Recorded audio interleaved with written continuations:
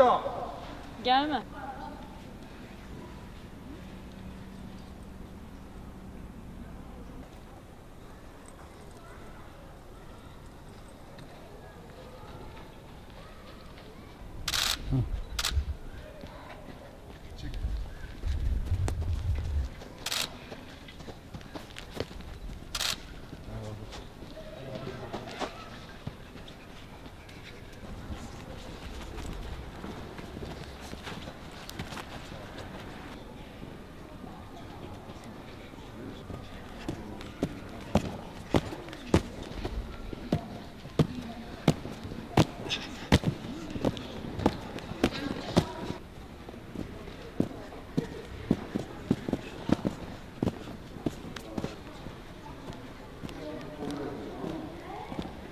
Futbolcu olmayı çok istiyorum. Bizi hayallerimizi ve futbolla buluşturan İpek Belediyesi'ne teşekkür ederim. Ben futbol oynamayı çok seviyorum. Ben futbolu küçüklüğümden beri de çok seviyorum.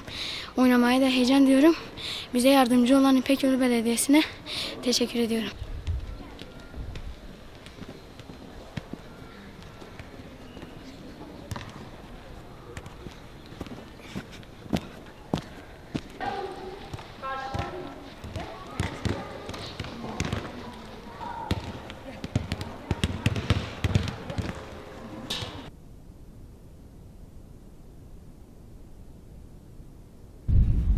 Nerede?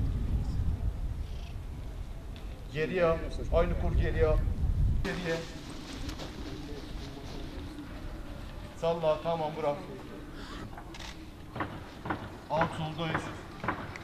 Gel öne doğru. Uzan uzan.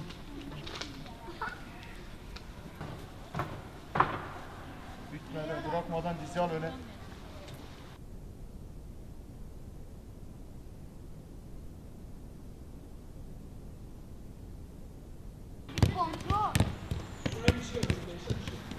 Yanaş, fazla açılır biraz böyle gel.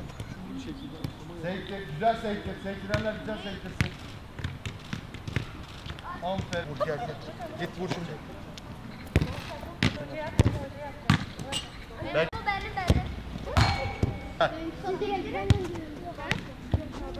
Oğlum benimki de. Çok iyi.